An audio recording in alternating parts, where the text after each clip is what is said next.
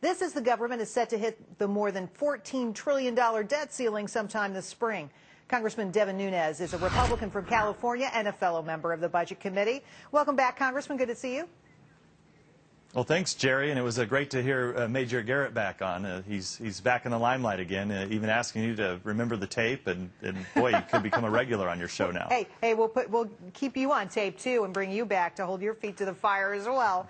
Talk to me though about this rule, this esoteric rule. The public's probably not paying any attention at all. Really gives Paul Ryan a lot of power. Does it give him too much power?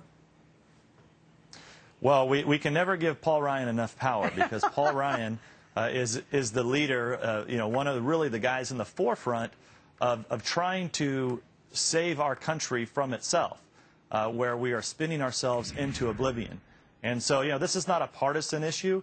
This is just Paul Ryan trying to say, look, let's be honest with the American people. Let's have real votes. Let's have a budget process that makes sense. Because right now, it's just, like Major Garrett was saying, it's so far in the weeds, nobody understands it. It's very convoluted. They tuck the budget vote and the debt ceiling limit increase into other bills, and that's wrong. People need to come to terms. All Americans need to come to terms that we are going to get crushed by the ever-increasing size of our federal government. Absolutely true, and it's a bleak picture. I'm a big fan of Paul Ryan's too, but there comes a point where you give somebody too free reign over the levers of power. Don't Democrats have some kind of point here where they say, this is a decision we should help make? No, they have no point. I mean, these guys are essentially socialist utopians who passed this Obamacare debacle, which, what did they really do with Obamacare? They took two broken government programs, Medicare and Medicaid, that are both broke, and they took more folks that didn't have health care, and they threw them into Medicaid. I mean, this isn't rocket science here, Jerry. It was a stupid idea from beginning, and it's going to really ruin health care in America. And so they have no, the way that they even moved that health care bill.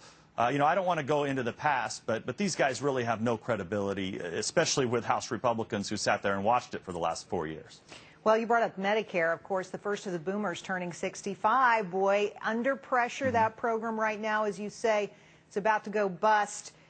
Will Republicans' first order of business be defunding Obamacare?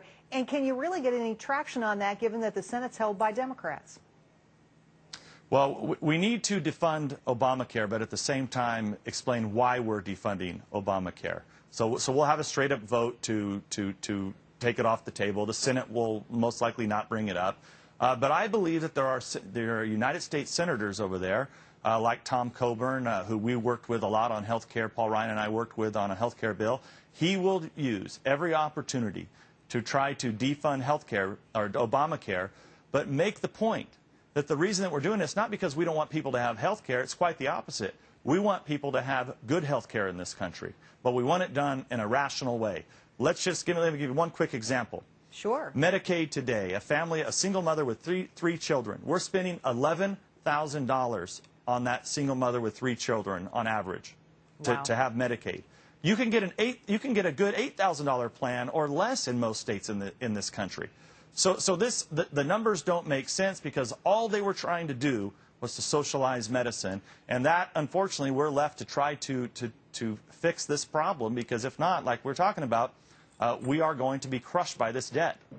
Well, Obamacare was tricky for the president. Look, the president got criticized for being focused on health care at a time he should have been focused on the economy and jobs. Could Republicans be painted with the same brush if they don't handle it in a responsible way? Absolutely, we can, and that's why it's important for us to not just say what we're against, but also what we're for. And Paul Ryan and myself have worked on the roadmap reforms that look at the entitlement programs that reform the tax structure, where we go to a flat tax. We've also introduced reforms on energy.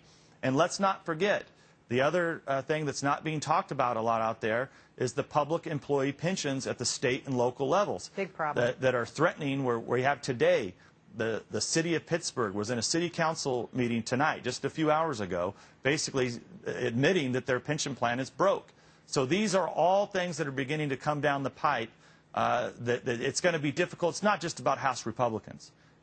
We need President Obama to lead, and he has a responsibility to say, basically come forward with his ideas and try to work with House Republicans and Senate Democrats, because all Americans are in trouble if we don't get our hands around the magnitude of multiple problems, which we could talk the rest of your show about if we wanted to. Listen, I'd keep you here all hour, but I know you have other things to do. I have to ask you, though, if you had to handicap the likelihood of meaningful tax reform, and everybody's been talking about it, you mentioned it yourself, flat tax, there are lots of proposals out on the table.